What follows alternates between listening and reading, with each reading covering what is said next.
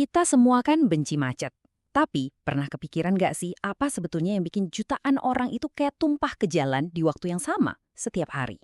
Ternyata, di baliknya itu ada kekuatan-kekuatan yang nggak kelihatan loh.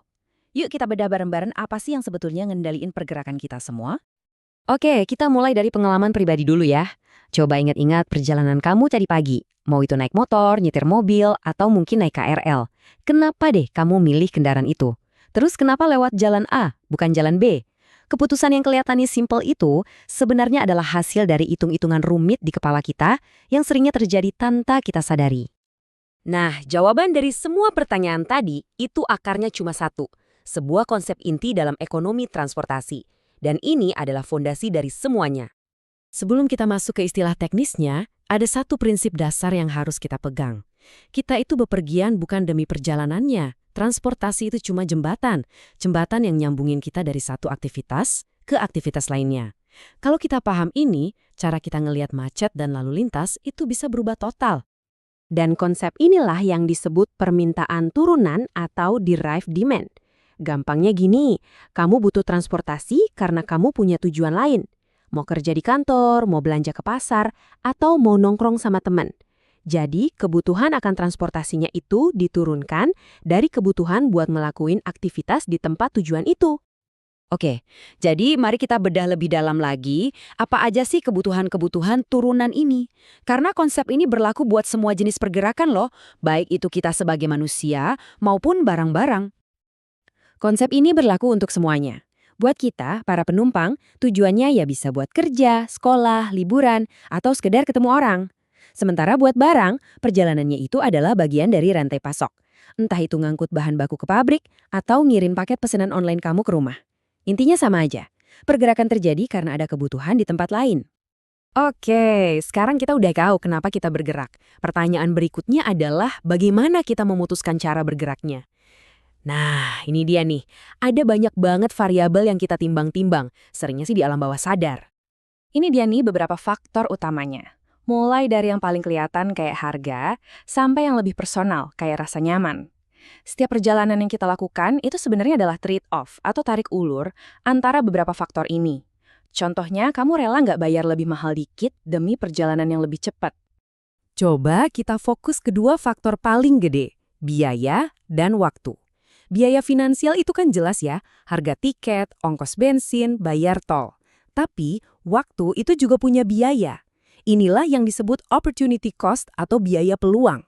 Waktu yang kamu habiskan di jalan adalah waktu yang nggak bisa kamu pakai buat kerja, istirahat, atau kumpul bareng keluarga. Dan sering banget, biaya waktu ini nilainya jauh lebih mahal daripada uang yang kita keluarin. Terus, seberapa sensitif sih kita sama perubahan harga? Nah, angka minus 0,3 ini bisa ngasih kita gambaran. Angka ini dari sebuah studi tentang angkutan umum. Bayangin deh, kalau tarif KRL atau busway tiba-tiba naik 10%. Menurut kamu berapa banyak orang yang bakal berhenti naik? Ternyata penurunannya cuma sekitar 3%. Inilah yang disebut para ekonom sebagai permintaan yang tidak elastis.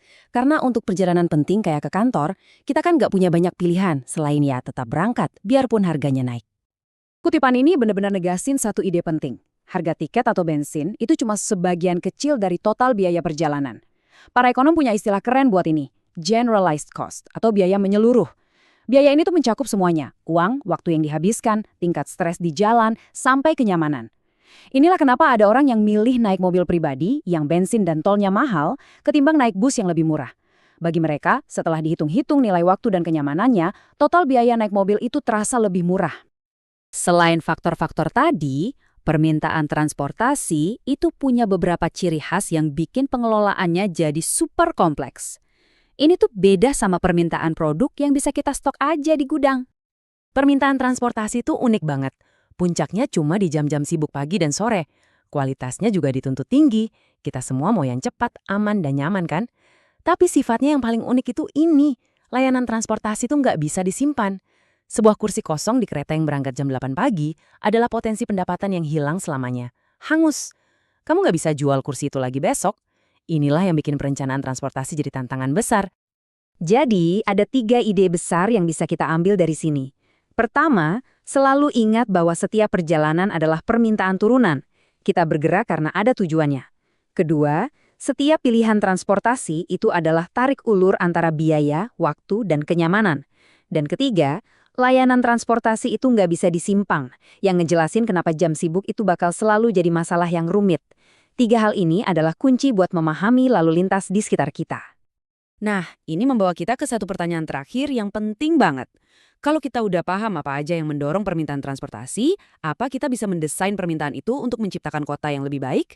Jadi, kita nggak cuma pasrah sama macet, tapi aktif mengarahkannya lewat kebijakan tarif, angkutan umum yang lebih nyaman, atau tata kota yang lebih cerdas. Ini bukan lagi soal teknis perjalanan, tapi soal bagaimana kita membentuk masa depan kota kita. Sesuatu untuk direnungkan pas kamu di perjalanan berikutnya.